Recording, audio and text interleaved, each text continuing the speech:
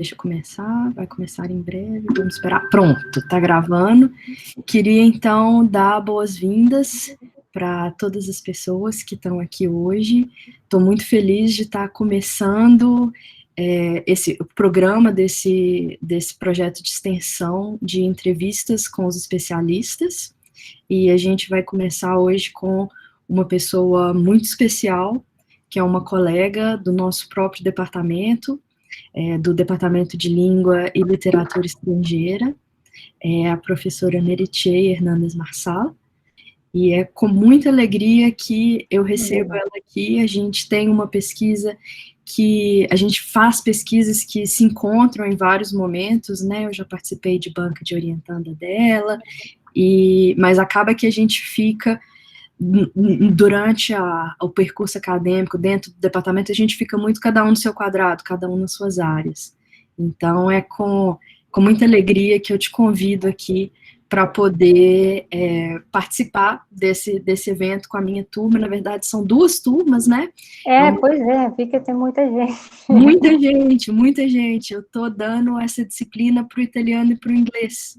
Tá. E aí, então, o inglês sempre tem bastante gente mesmo, e aí o italiano também está se juntando, e a gente está fazendo esse turmão.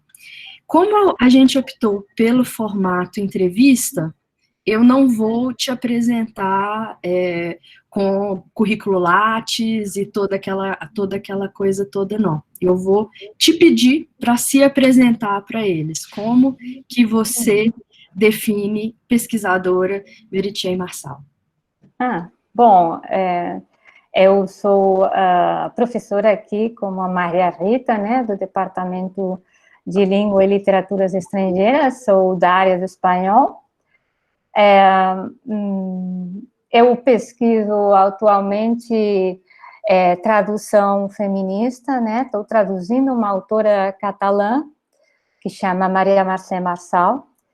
É uma autora, uma poeta, morreu no final do século XX, mas tem uma obra muito desafiadora, né, em relação a poder expressar, nuançar como seria esse desejo feminino, né. Então, e depois, claro, a minha pesquisa está em pensar como isso se expressa e como isso pode ser traduzido ao português, né. Essa é a minha pesquisa atual. Eu sou de Barcelona, né, da Catalunha, e eu fiz a graduação lá, eu fui depois para o México, fiz um mestrado na UNAM, durante 4 anos, e depois eu vim para São Paulo, para a USP, para fazer o doutorado, né. Então, eu tenho um pouco de recorrido aí por várias universidades. Então, poderíamos deixar assim a apresentação. Ótimo, ótimo, obrigada. Então, pessoal, como eu tinha explicado para vocês, a gente vai começar com esse formato de entrevista. Opa, tem mais gente querendo entrar, só um minutinho, que é igual eu falei, esse trem fica pulando aqui, eu perco o fio da meada. Eu queria que tivesse um jeito de permitir tudo, todo mundo pode, bora lá. Né, entra aí. Sem isso. Tem um jeito, mas a questão é saber qual é o jeito. Eu não descobri ainda. Se eles estivessem entrando com o e-mail da UFSC, liberava automaticamente. Mas eu acho que as pessoas estão entrando com os e-mails pessoais, e aí ele faz essa pergunta de liberar um a um.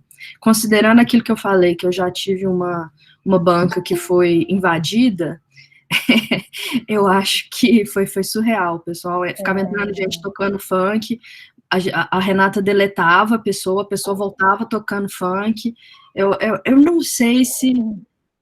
Eu não entendi muito bem, eu acho que... É estranho, né? Para que fazer isso? Eu fiquei pensando se era uma coisa consertada, porque era por causa do assunto, né? A gente estava falando de conto da Aya e feminismo e tal, mas eu acho que mais provável é que fosse igual trote, adolescente com falta do que fazer.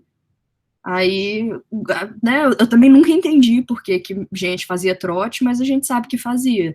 Isso para vocês jovens, pode ser que vocês não saibam o que é, mas era coisa de épocas de telefone fixo, a criançada pegava e ficava ligando para números aleatórios para poder fazer piada com os outros. Então, aconteceu com numa live do italiano também. Não sabia, Simone.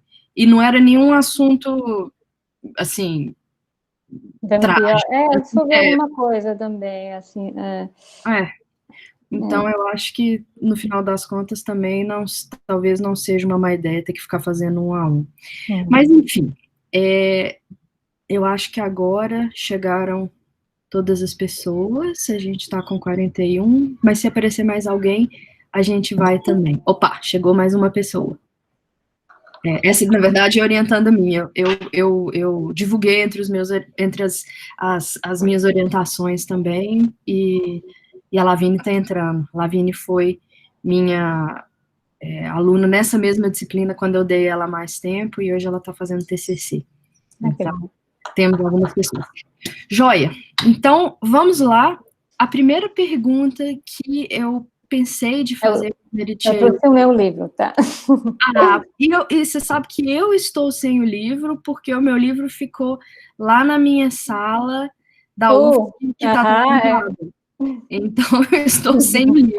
Mas eu tenho uma notícia boa, que é que ontem, hoje e amanhã, a editora 34, que é justamente dessa edição, que a Meritxell está aí na mão dela, essa é a versão de bolso, mas tem a versão ilustrada, bilíngue também, que é lindona.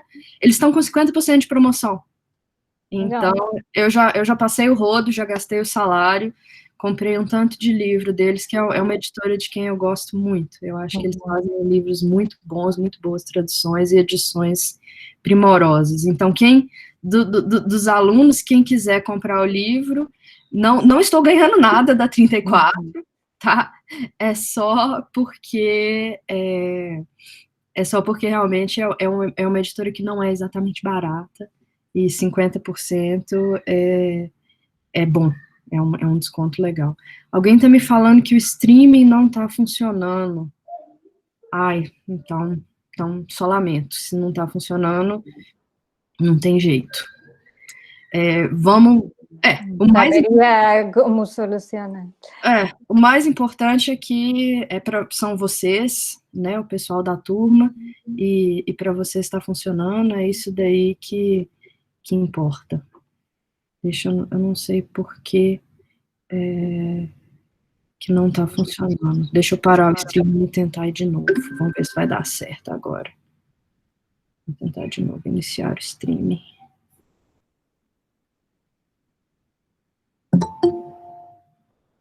Vamos ver. Deixa eu só avisar pro pessoal.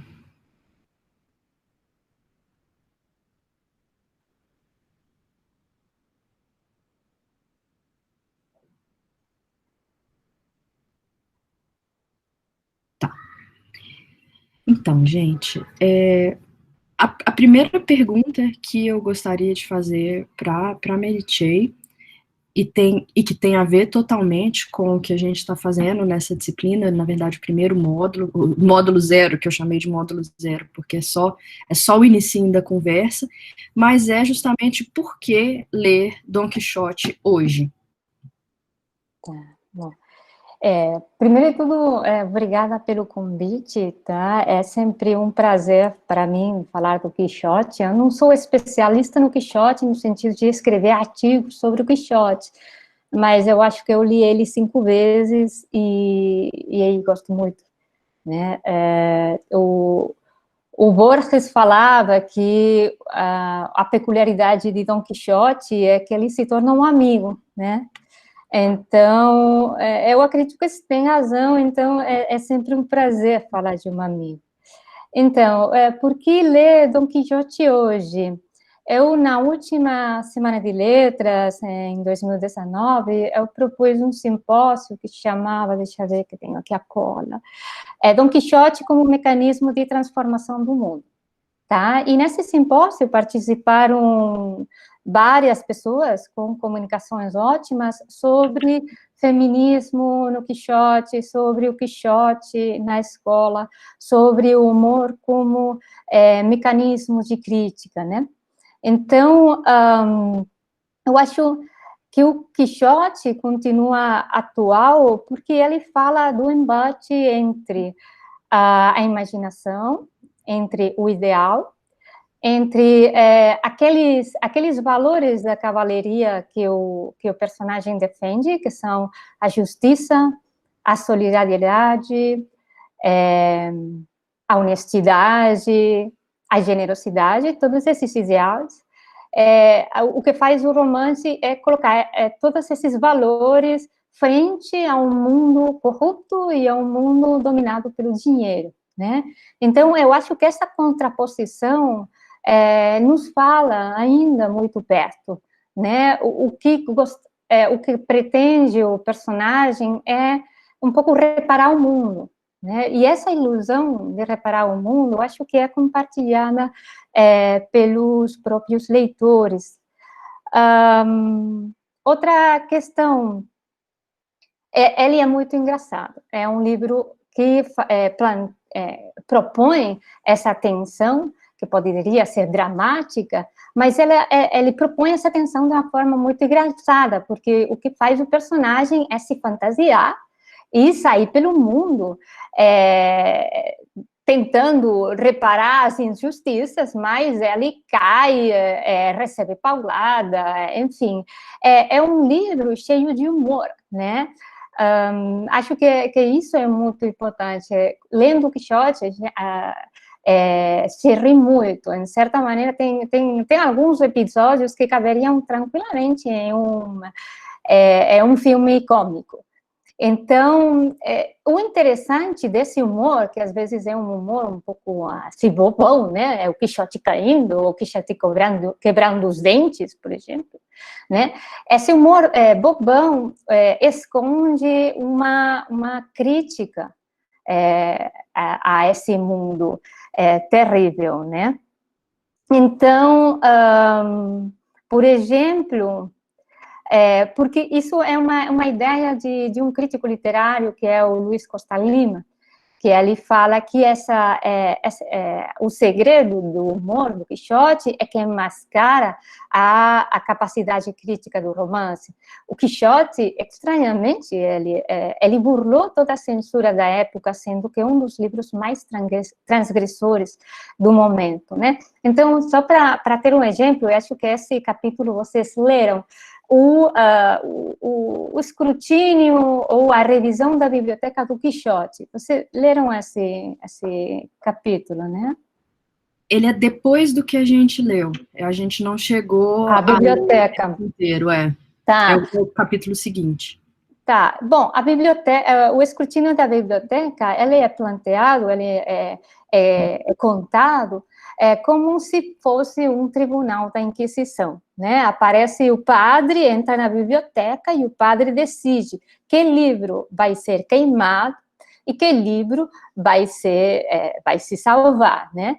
Então, e essa paródia está na linguagem, na forma como é narrado.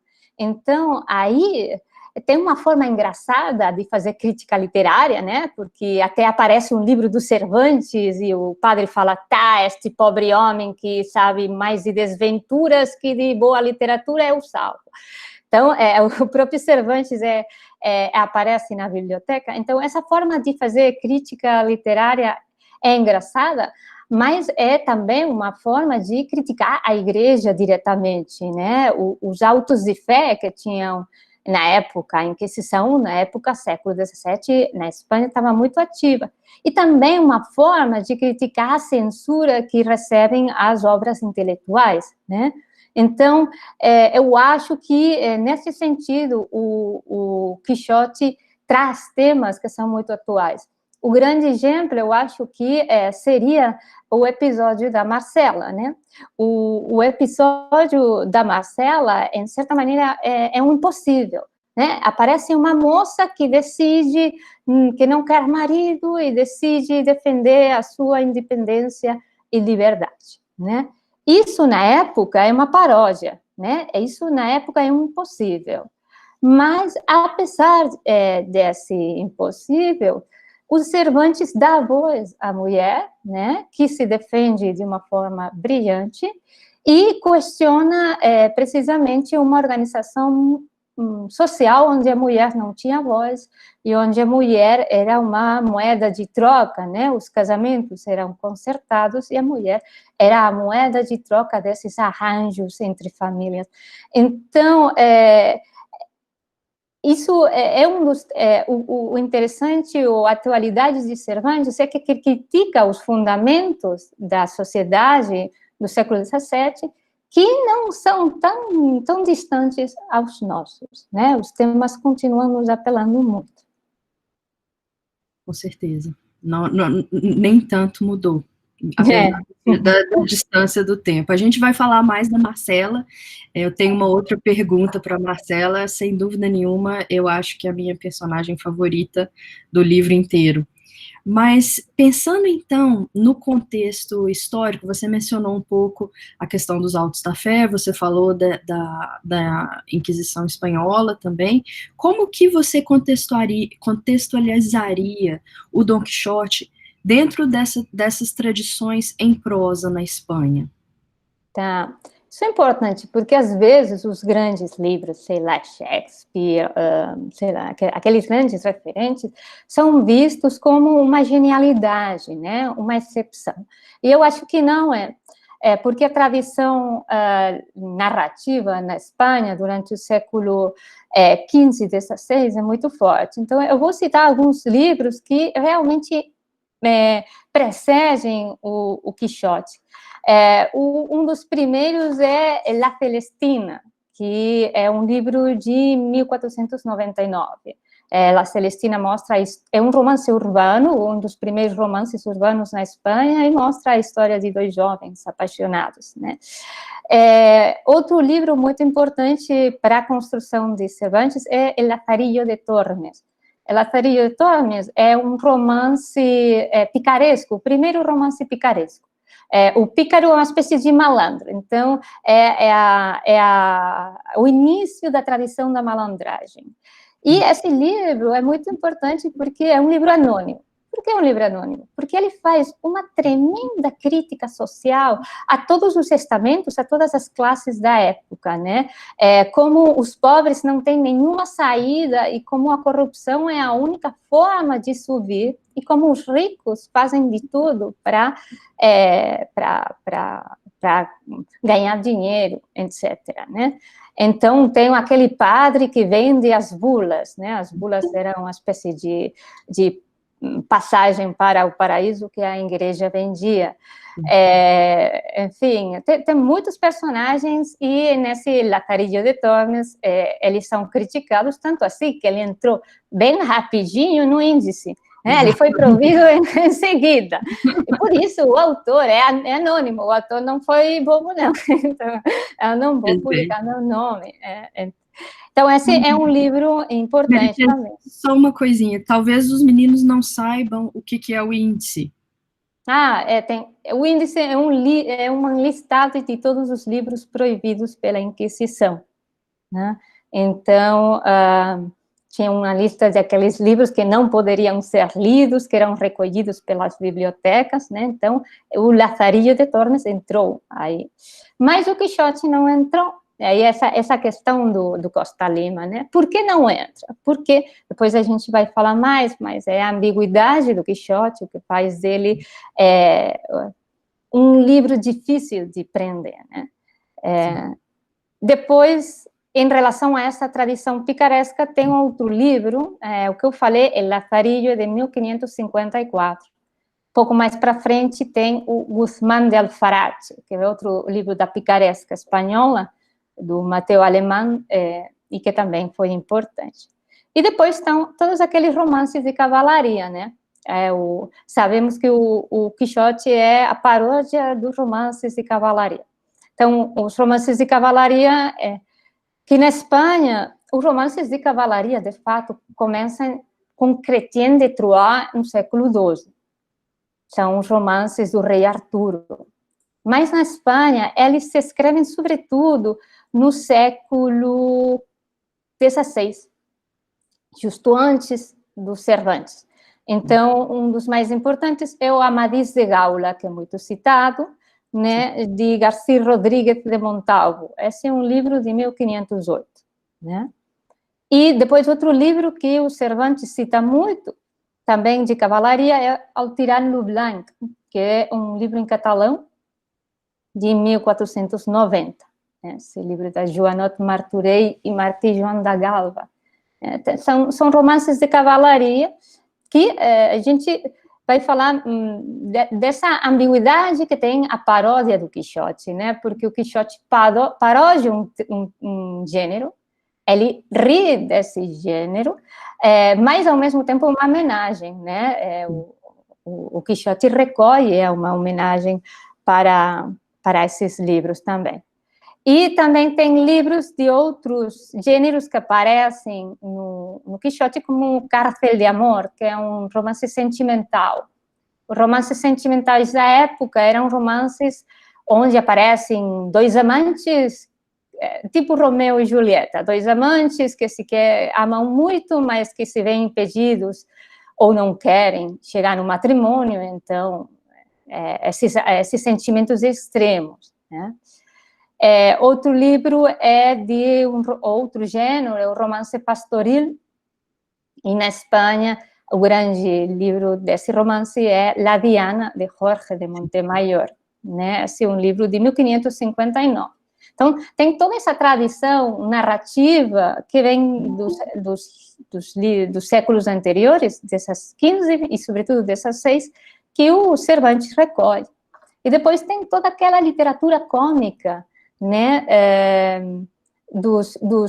da Idade Média, que o Bakhtin caracteriza tão bem naquele livro, né, a cultura popular na Idade Média e no Renascimento. Então, tem toda uma tradição de literatura cômica, que na Espanha tem um livro maravilhoso que se chama El Libro del Buen Amor, que é um livro de um padre que é um livro mais de poemas, mas é um padre que ri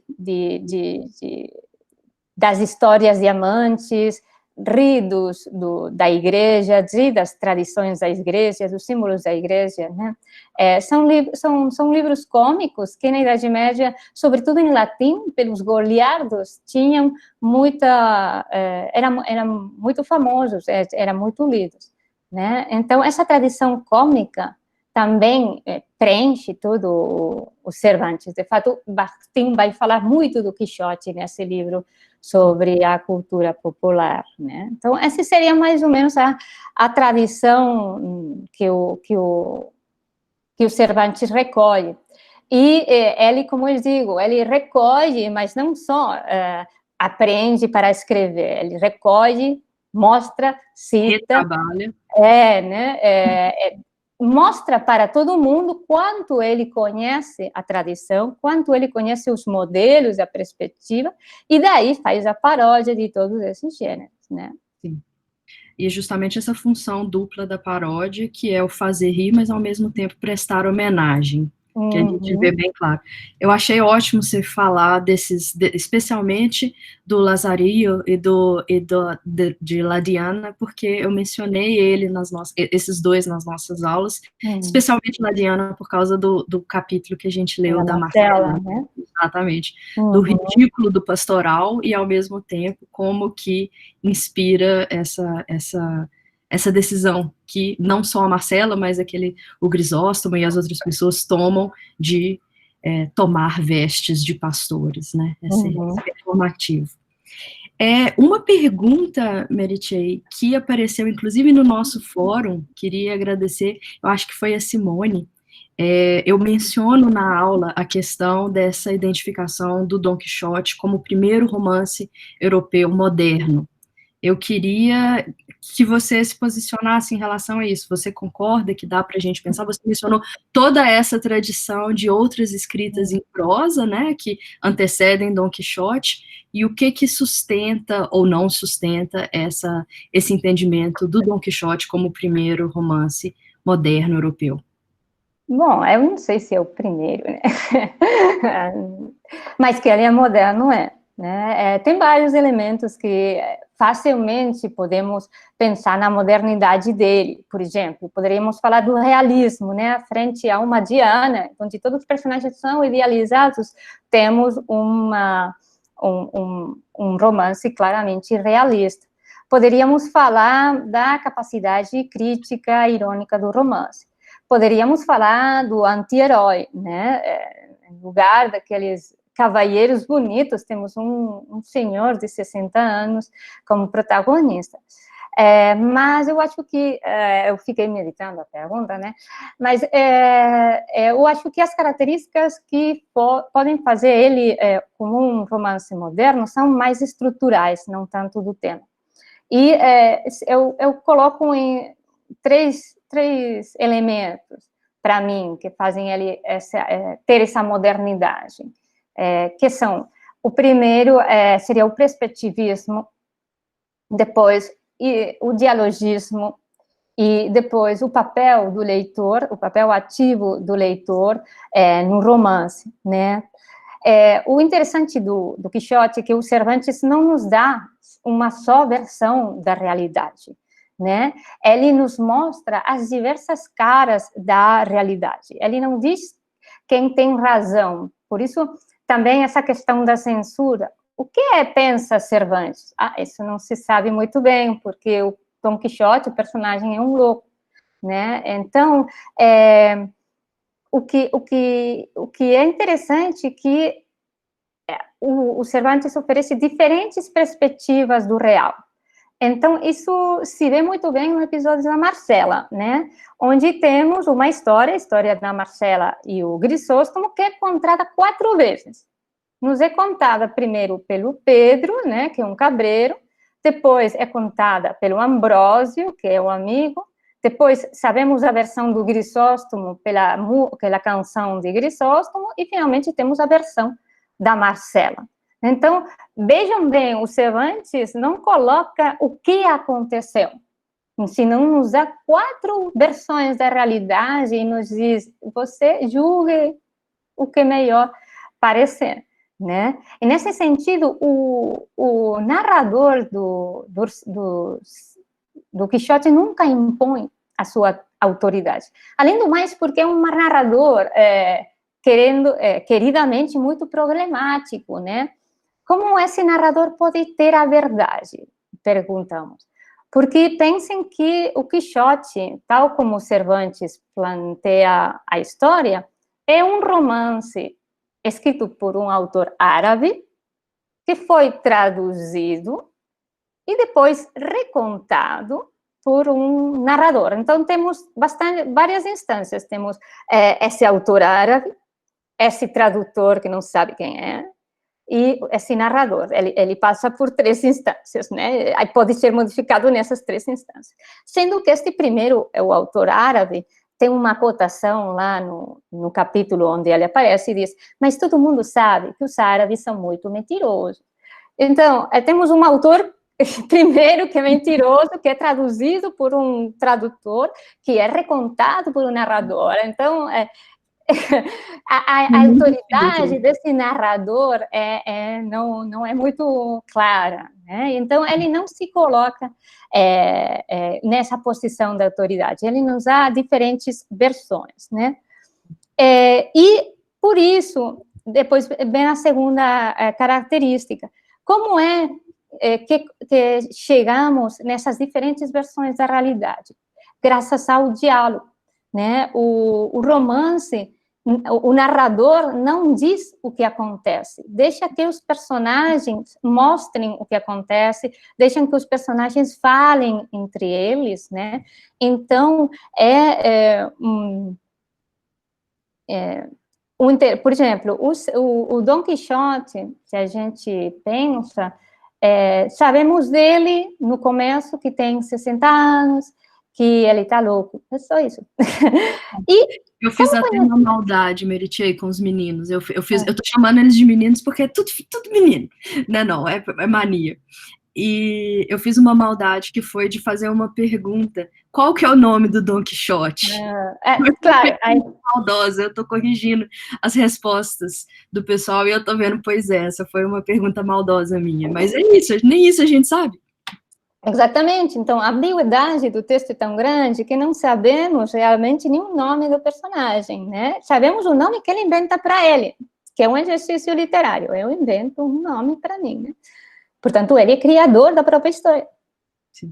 Mas o real, e aí é a questão barroca, como chega o real, como chega a verdade, né? Será que a verdade é acessível? Não. Mas eu falava, o interessante desse personagem, os personagens dos romances anteriores que eu falei, exceto o personagem do Lazarillo, que é outra coisa, mas das romances de cavalarias, eram feitos de uma peça, eles não mudavam. Eles eram lindos, bonitos, corajosos e invencíveis. Eram como aqueles personagens de filme de Hollywood, né? Eles não mudam. Mas o legal do Quixote é que esse personagem a gente vai conhecendo aos poucos à medida que ele faz as suas aventuras, à medida que, sobretudo, que ele fala, né? Por isso o Borges falava que ele é um amigo. Ficamos tanto tempo ouvindo as suas opiniões, ficamos tão encantados com essas opiniões que ele vira um amigo. E é isso, né? Essa fala, esse diálogo que nos permite conhecê-lo. Por isso é tão importante, eu te falava um outro dia, né? O Sancho. Né? Para que serve o Sancho? Para conversar. Para que o Quixote possa conversar, né, durante os diferentes episódios e possa expor as suas ideias. Né? Então, esse diálogo é crucial, é uma forma de entender a diversidade de opiniões que tem o mundo, a diversidade de caras que tem o mundo. Então, antes falávamos da Inquisição. Pensem bem, em uma época onde tinha essa Inquisição, onde o que você não podia ter uma opinião própria, onde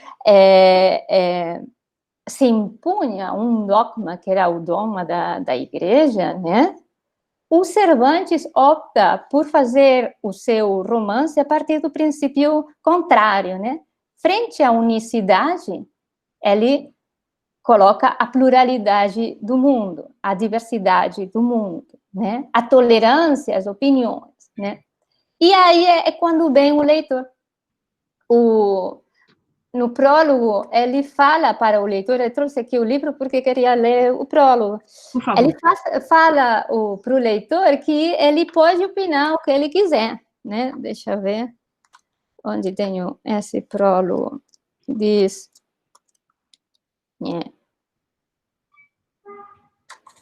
Nananana. Ele diz... Podes dizer da história tudo o que te parecer, sem temer que te calumniem pelo mal, nem que te premiem pelo bem, que ela lhe seres.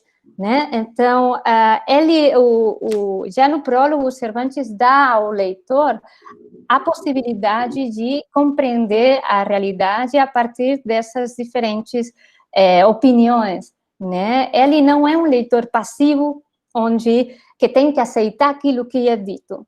Ele é colocado no lugar de dizer, olha, o que é verdade? O que é loucura? Quem está certo? Quem está errado? Né? Então, é isso muito importante.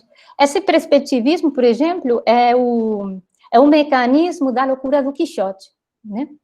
Se pensamos no episódio que vocês não leram, mas certeza que sabem, porque é o mais famoso de todos, o dos moinhos, né? Tem eu sempre coloco esse, porque é muito fácil de ver. Tem o Quixote que diz, olha, Sancho, aí tem gigante. Sancho fala, não, tem moinhos. Quixote, são gigantes, são moinhos. Tá, quem tem a razão? Então, o Quixote vai contra os moinhos, evidentemente recebe paulada, e aí vem o Sancho e fala, não falei? Eram moinhos. E então o Quixote fala, não, eram gigantes que foram transformados em moinhos por um encantador que me persegue. Veja bem, quem tem a verdade aí? Sim. O Sancho ou o Quixote? Né? Esse perspectivismo marca todo o romance. E né, nesse primeiro encontro, é muito fácil de ver seria bastante fácil de ver onde está a verdade, né? Mas, à medida que avança o romance, já não é tão fácil saber quem está imaginando. imagina o Sancho ou imagina o Quixote. Né? Tem muitas situações onde a ambiguidade permeia essa percepção do real. Isso é muito legal. E o leitor, a leitora tem que decidir a quem dá a razão, né? A gente leu do Elmo de Mambrino e eu justamente pedi para eles prestarem atenção em todas essas palavras e seus derivados que têm a ver com percepção. Então, parecia para ele, aparentava. Isso. Né? Então, todas essas coisas justamente ressaltando a questão da percepção, né? Que é bem importante como que isso está sendo filtrado por cada um deles. Legal. Então, a próxima pergunta, Meritxell, que eu gostaria de te fazer é você estava falando do papel do leitor e da leitora, né? Eu falei para o pessoal que em versão anterior desse curso, quando eu dei, esse módulo eu chamava A Literatura e Seus Leitores. Eu acabei mudando isso um pouco porque a gente incluiu o livro das Mil e Uma Noites, que é a narrativa, mas não é a narrativa escrita, né? Então eu falei, leitores não vai encaixar bem, porque, né, eles estão só escutando a história, eles não estão lendo. Mas ficamos com o feitiço da literatura, porque eu gosto também da ideia do feitiço, né? Você estava falando do Don Quixote como leitor. Mas o que eu queria te perguntar era o seguinte: a gente tem, no caso do Don Quixote, a publicação do livro 2, né? Essa publicação do segundo volume do Don Quixote, ela acontece 10 anos após a publicação do volume original. A gente não leu nada do volume 2, mas eu queria que você contasse para a gente um pouquinho quais foram as condições que levaram à publicação, a escrita e a publicação desse segundo volume, e como que essas próprias condições se veem refletidas nesse segundo volume.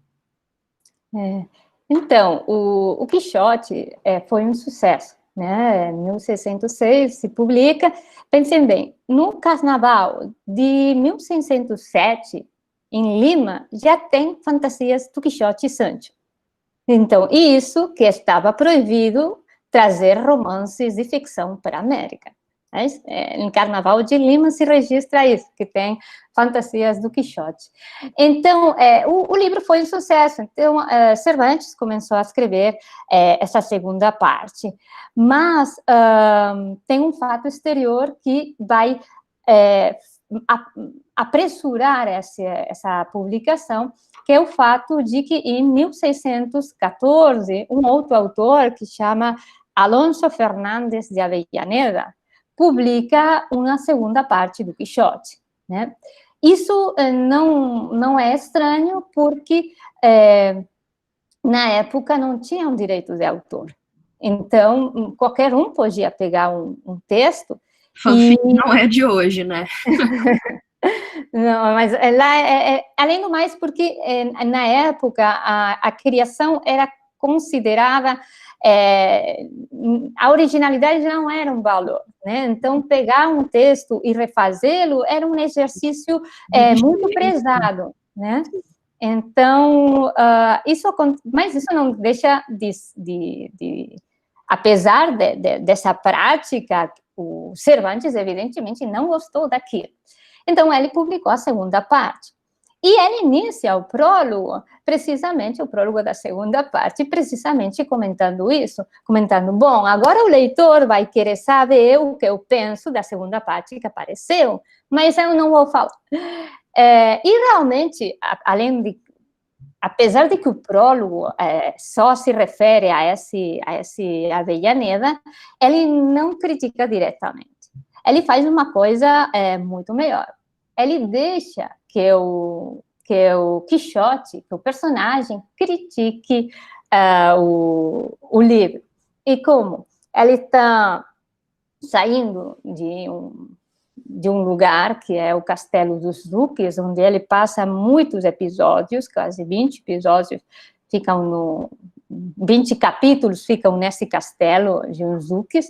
Quando sai do Castelo dos Duques, ele encontra, ele vai para uma pousada, as pousadas são um centro de encontro no Quixote, e ele vai para uma posada e, enquanto está jantando, ele escuta o nome de Dulcinea. Fica, opa, alguém está falando da minha amada, quem deve ser? Então, entra no quarto e encontra uns cavalheiros lendo em voz alta, porque aí você falou da escuta, né? É curioso, no século XVII, a leitura individual, como a entendemos, não era tão comum. Sim. O mais comum era a leitura em voz alta, né? Alguém que sabia ler, lia para os outros, que não eram tantos aqueles que sabiam ler, né? Então, e tinha um prazer. Circulando também, né? É isso. E tinha esse prazer de escutar, né? Então, eu acho que a gente perdeu um pouco dessa capacidade de escutar uma história, né? Na época era bem comum alguém lendo um livro e o outro escutando. E o livro que é lido é esse Quixote do Avellaneda. Então, o Dom Quixote, quando escuta o Quixote da Avellaneda, fala, mas que história boba e falsa, eu nunca fiz tal coisa. Então, é o próprio personagem que fala, esse livro não vale nada, né? E o mais interessante é que o Cervantes tem muitas sacadas. O mais interessante é que ele diz, agora ele faz que o Quixote decida o destino dele. Ele estava indo para Saragoça, né? E pergunta para o cavalheiro, e essa aventura desse Quixote falso, onde é? Ah, em Saragoça, é uma cidade. Sim. E ele fala, então, eu não penso ir para lá, e vou para Barcelona. Então, ele muda o seu destino para contradizer esse livro falso, né? Então, isso é muito legal. O grande duelo do Quixote, na segunda parte, é em Barcelona, né? Ele muda a sua trajetória só para contradizer o livro do Avellaneda. Então, é muito engraçado. Então, esse segundo livro, eu acho bem interessante. Claro, é difícil escolher a primeira parte ou a segunda parte. Na primeira parte é mais ingênua, e a segunda parte é mais melancólica, né? Então, a primeira parte, é interessante pensar que essa segunda parte, a premissa dela é que os personagens são leitores, mas não leitores de qualquer livro, são leitores do Quixote. Então, a premissa da segunda parte é que o personagem leram a primeira parte. Sim. Né? De certa maneira, nos iguala aos personagens da segunda, né? Esses leitores do Quixote que somos nós, aparecem como personagens na segunda parte. Então, cuidado, a gente poderia ser um personagem do Quixote. E isso faz com que esses personagens da segunda parte reconheçam o Quixote, tratem ele como cavalheiro andante e façam toda uma série de teatro para que ele ache que é um cavalheiro, né? Então, eu acho, na primeira parte, temos os episódios que ficaram na memória popular, como aquele dos moinhos, né? E que ficaram, por exemplo, em tantas ilustrações e tantos autores sobre Quixote, desde o Dalí até o Picasso, tem ilustrações do Quixote, que, sobretudo, são episódios da primeira parte. Mas, a segunda parte, os episódios são bem mais complexos, né? E se a primeira parte é a história de uma búsqueda, né? Ele busca reparar o mundo, a segunda parte é a história de um encontro. Ele se encontra com, por um lado, o reconhecimento. Todo mundo sabe que ele é um grande cavalheiro. Então, de certa maneira, é o sucesso do Quixote. Sim. Olha, eu me tornei realmente um cavalheiro. Mas também é um encontro, por exemplo, com a ilha que o Sancho tanto deseja, né? Ele consegue a sua ilha e vai ser o governador. Mas, ao mesmo tempo, é também um encontro com a farsa, com o simulacro e com a desilusão, né?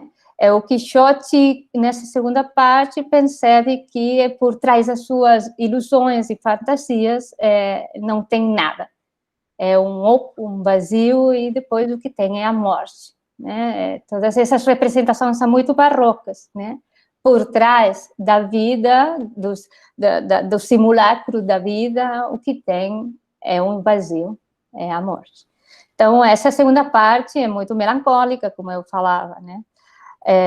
Mas também nos faz nos aproximar muito mais do Quixote. Ele já não é um personagem engraçado, é um personagem muito humano, né? Então, a gente se aproxima mais desse personagem nessa segunda parte. Gente, queremos, como Sancho, que ele continue com suas aventuras, mas finalmente, não vou falar o final, mas, enfim... A gente não tem problema, eu já falei com o pessoal. Estudante de letras não pode ter problema com spoiler, não. Não pode contar o spoiler, não tem problema. Mas essa questão da morte, ela parece bem, bem importante. E, gente, isso que a Meritxell falou das ilustrações, prestem bastante atenção, porque vai aparecer no nosso portfólio. Eles estão um pouco ansiosos como que vai ser essa avaliação que eu proponho, mas nessa avaliação vai ter bastante coisa dessas ilustrações também. De como que isso aparece, como que esses episódios da primeira parte deixaram marcas.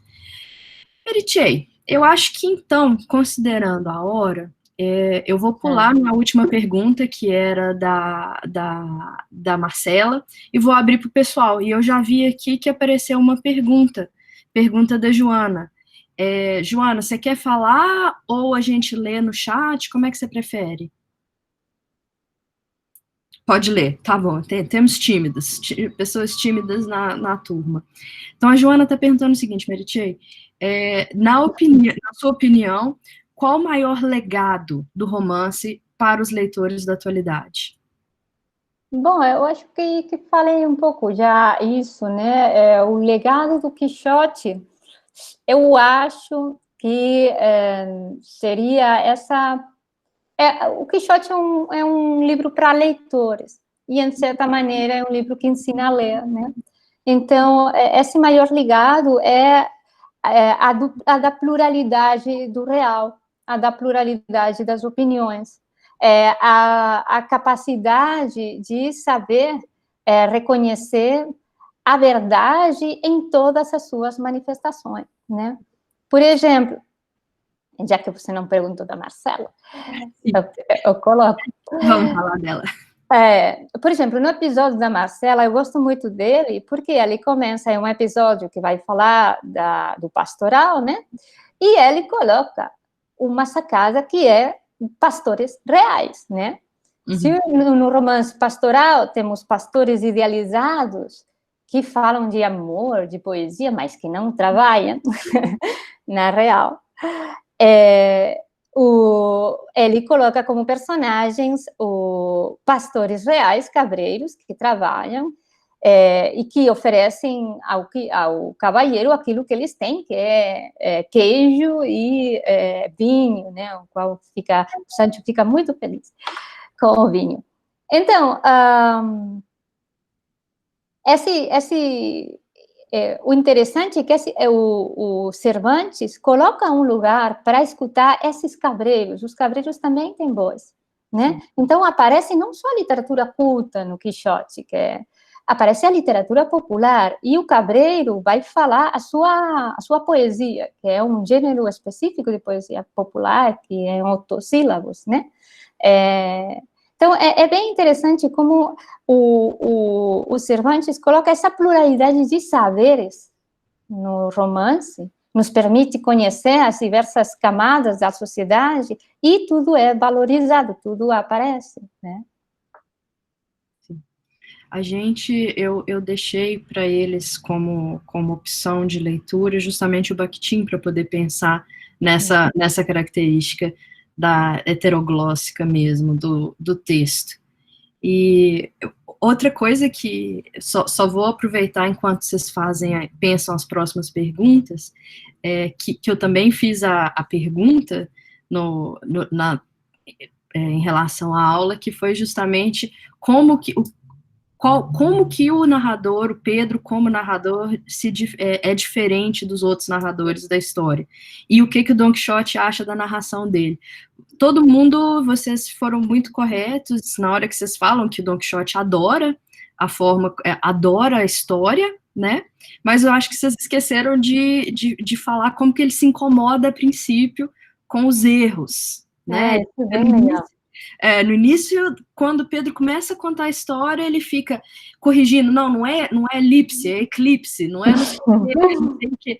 Mas no final das contas, ele vai sendo tomado pelo interesse da história e, a despeito desses erros, né, que de norma culta, né, ele erra palavras, ele vai pelo som das palavras e não pelo que elas, da forma como elas são escritas, que também é uma característica da oralidade, né, ele provavelmente só escutou aquelas palavras, ele nunca viu elas por escrito, ele acaba se convencendo que não, a história é ótima, e é isso mesmo. Desculpa, que tenho aqui a Marina, tem uma filha de 5 anos que ela ficou empolgada. Um momentinho.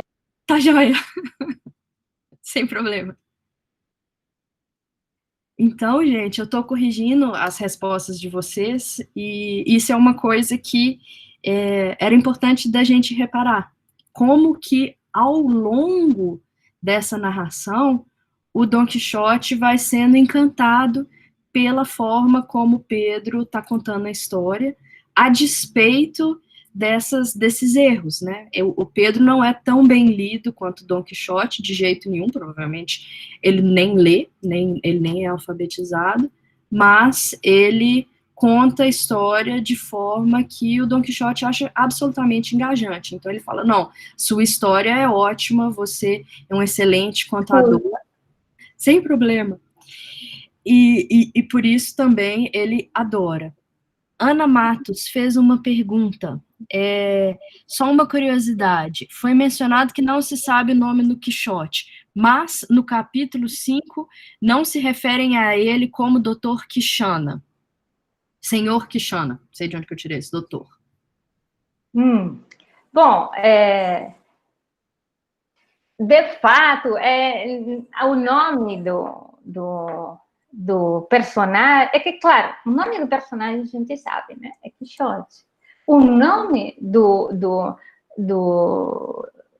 personagem por trás do personagem, pensem que no Barroco um dos temas é essa questão, essa ambiguidade entre realidade e ficção, entre loucura e cordura, né? Então, o personagem por trás da loucura, de fato, não nos importa muito, porque não conhecemos ele.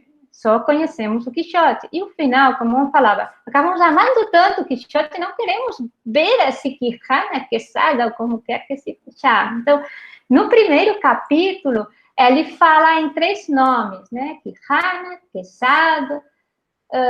Mas, como eu digo, é uma coisa que o que faz é mostrar a incerteza e a ambiguidade desse personagem. Isso aparece também no começo, tão famoso, eu sei de memória, né? Em um lugar de La Mancha, cujo nome não quero acordar-me. Um lugar de La Mancha, qual?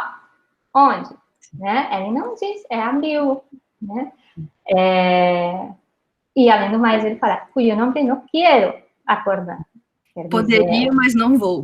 Então, esse é o nosso narrador. Eu não quero lembrar desse lugar. Então, é uma característica, a ambiguidade do nome do personagem combina com essa característica, né, da ambiguidade do narrador, da impossibilidade de saber com certeza, né, a realidade.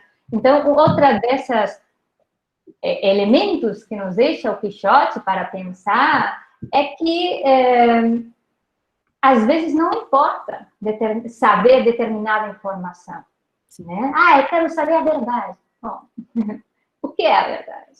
Onde está? O que, se sabemos o nome, queria falar isso, é a paródia. Sabemos que ele se chama Don Quixote de la Mancha, não? Por quê? porque os personagens dos romances de cavalaria tinham esse nome composto. Era el Palmerín de Inglaterra, né? Ou el Palmerín de Grécia. Mas o legal é que em lugar de um lugar exótico, como é Grécia, né? Para os espanhóis da época é muito exótico, ou Inglaterra, para os espanhóis da época era muito exótico, é um lugar muito conhecido que tu não sabe o que é e onde não tem nada. É La Mancha é um lugar no meio da Espanha, assim, sem árvores e sem nada. Né? Então, é como se ele falasse Dom Quixote de, sei lá, aqui do lado, São José. Né? Eu falo do Dom Quixote da Palhoça. Então, Dom Quixote da Palhoça, né? Isso provocava muito riso, né? E depois também temos que pensar no nome Dom Quixote. O ote, em espanhol, é uau. Então, é um aumentativo. Dom Quixotão. Isso já provocava o riso. E sem pensar que Quixote, queijo, lembra, em espanhol, lembra queijo e lembra a quijada, que é a mandíbula dos animais. Sim, exato. Em português fica mais claro, né? O queijo ou queijo de comida. Então, o nome do personagem, que sim, que sabemos, é um nome paródico totalmente, né? Que nos mostra esse mecanismo de paródia. Que o mecanismo da paródia é um mecanismo da citação. Né? Agora a gente vê um monte de seriados que fazem referência a filmes e a outros seriados, fazendo citações engraçadas desses outros seriados. Né? O Cervantes faz o mesmo. O que faz é pegar falas, personagens de outros gêneros e incluir no seu de uma forma engraçada, deformada, paródica. Né? E isso por quê? Isso, como nós que vemos o seriado e ficamos felizes de reconhecer uma citação, também os leitores da época ficavam felizes de reconhecer as referências ao Amadís de Gaula, por exemplo. Né? Então, em certa maneira, o leitor, é um prazer para o leitor esse reconhecimento das suas leituras, dos seus gostos, né? E, ao mesmo tempo, olha, um mecanismo de crítica, porque ele está falando, cuidado com esses romances que você lê, né? Você pode se separar do romance e rir do romance, né? Então, a paródia tem esse duplo mecanismo de cita, de referência e, ao mesmo tempo, de distância. Sim. Né? E mesmo o mecanismo de citação, até para o próprio, em relação ao próprio nome, ele é usado, né? Ele menciona alguns, ele se passa por um estudioso, né? Alguns autores dizem Y, outros autores dizem X, então ele se passa por um grande estudioso e comenta de que entre os próprios autores, esses doutos não tem concordância, né? Última pergunta. Alguma última pergunta antes para a gente poder liberar a Mary Chey? Eu estou feliz, não tem problema. Eu te agradeço demais de ter topado, eu estou bem animada também. Posso colocar uma questão, professora? Por favor, quem está falando? Eu não estou conseguindo ver. Marcelo. Ô, Marcelo, por favor. Talvez não soe muito bem perante literatas, mas logo no início do romance eu tenho a impressão de que o contato exagerado com a literatura é uma das causas dessa loucura da personagem. A senhora Meritier concorda que existe esse certo perigo, um exagero do consumo de literatura, com todo respeito? Isso é uma advertência para todos nós. Leia muito e vai, como fala no romance, se ele secou o cesto, vai secar o cérebro, né? Então, pois ele é uma ironia, né? É um leitor que de tanto ler vira louco. Um escritor faz que o seu personagem seja um leitor que leu demais. É todo um jogo do Cervantes que, de certa maneira, questiona a própria prática literária, né? Eu concordo, é perigoso ler. Mas também tem essa questão da leitura como enfermidade, né? Evidentemente, em Cervantes é irônico, mas desde então, desde essa época até a nossa, a leitura é vista como uma espécie de perigo, né? Como há uma coisa que poderia ou deveria ser evitada. Eu já ouvi relatos de mães que falaram, ai, o meu filho lia demais, e aí tirei os livros dele, pobre, né? Mas porque não saía para cima. Então, essas ideias de que ler é perigoso também está aí, também está nesse episódio, né, de fazer que o personagem vire louco de tanto ler. E, evidentemente, é uma ironia. Eu passei exatamente por isso, Meritxell. Quando eu resolvi fazer letras, a vizinha da minha mãe sempre quis que eu fizesse medicina. E a vizinha da minha mãe também era médica. E aí, a vizinha, quando minha mãe contou que eu ia fazer letras, a vizinha virou para minha mãe e falou assim, bem feito, quem mandou dar esse tanto de livro para ela a vida inteira? Então, é bem isso. Minha mãe que virou a culpada, porque ficava me dando livro demais para ler, porque eu pedia. Meus tios também falavam, dar presente para Rita é fácil, só dar um livro. Então, até hoje, a leitura é vista como um desperdício, né? Que não é de utilidade e é perigoso. Né? Então, claro, por aqui falavam, até vende tudo para comprar livros. Pois eu fazia isso mais ou menos. Né? Eu tinha uma bolsa minúscula e economizava a bolsa para comprar livros. Então, é uma ironia do Cervantes, assim. E tem também aquela questão que ele também troca o dia pela noite e a noite pelo dia. Essa coisa de se descolar da realidade não é só com a leitura, é com tudo, né? Ele deixa de viver o dia na ordem que o dia deve ser vivido. Pensem que a leitura faz que o Quixote essa é uma boa questão, que o Quixote quebre a ordem do mundo, né? Ordem entendida com todas as suas características. Ordem do dia, mas a ordem juridicamente imposta, a ordem do Estado, né? Então, tem um episódio específico, o episódio dos galeotes, onde o Quixote vai se enfrentar à justiça, né? E ele finalmente consegue escapar e o Sancho diz, vamos para o bosque para que ninguém nos pegue, né? Então, tem uma transgressão da ordem. E também tem um questionamento, né? Essa ordem imposta é justa? Não é justa? Onde está a justiça? Sim. A Luísa mencionou aqui como que ele vende as terras, né? E isso também, ao vender as terras, não é só um jeito de levantar dinheiro, mas ele também abre um pouco mão de quem que ele é. Ele, como fidalgo, ele é alguém que possui terras. Quando ele abre as terras, quando ele abre mão para comprar o livro, ele está trocando uma coisa da posição social dele por outra também. Sim, mas também aí tem uma crítica a essa instituição, que é uma crítica que aparece claramente no primeiro capítulo do El Lazarillo de Tormes, que são os fidalgos.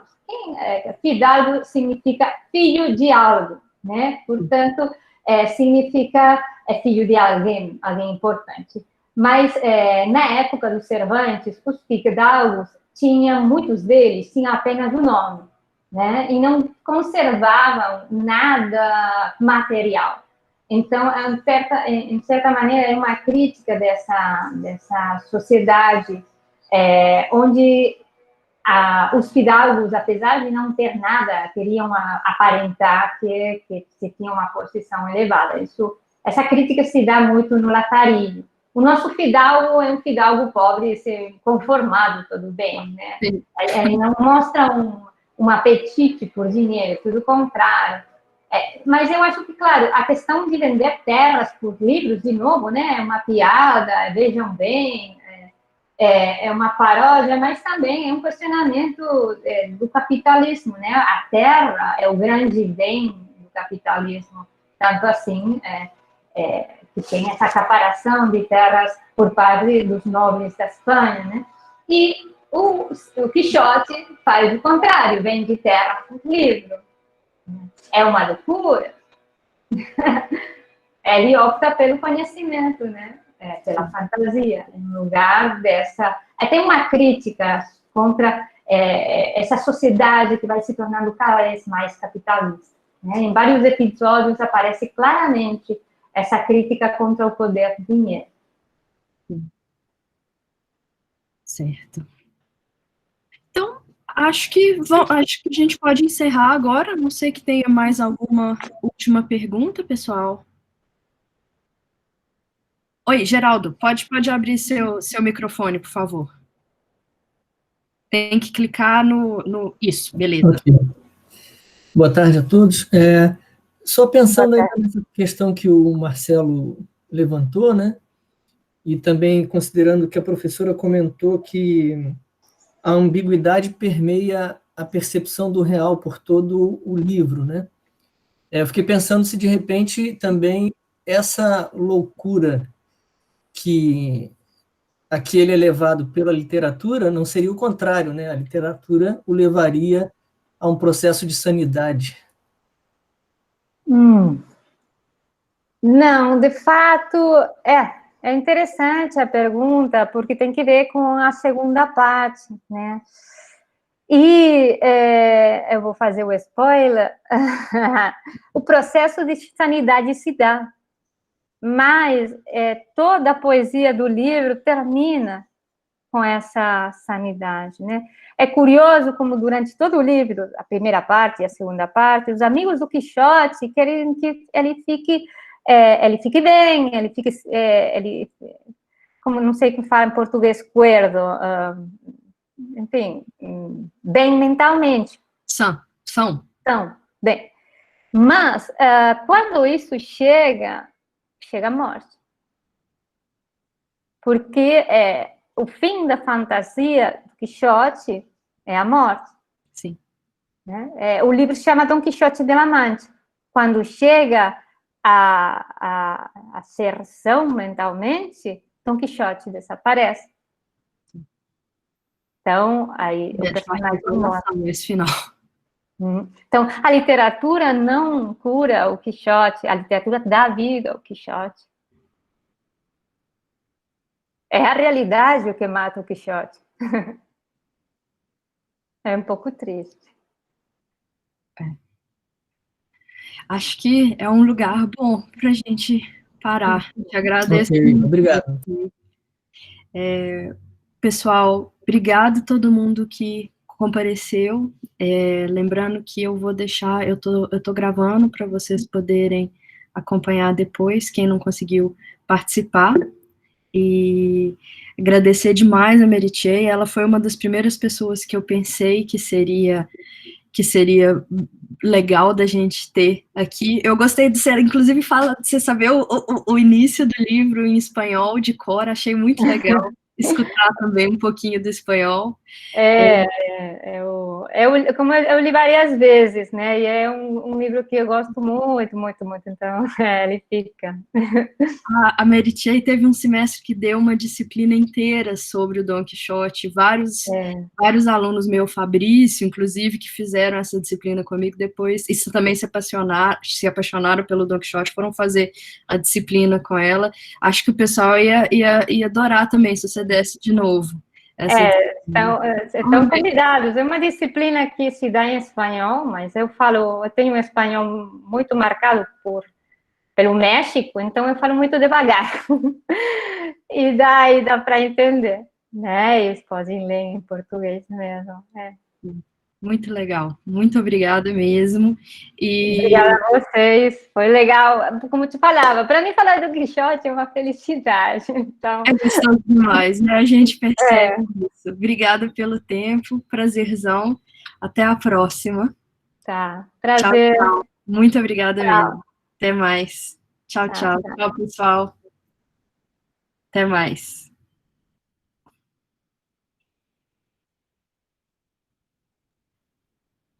Deixa eu ver como é que eu termino.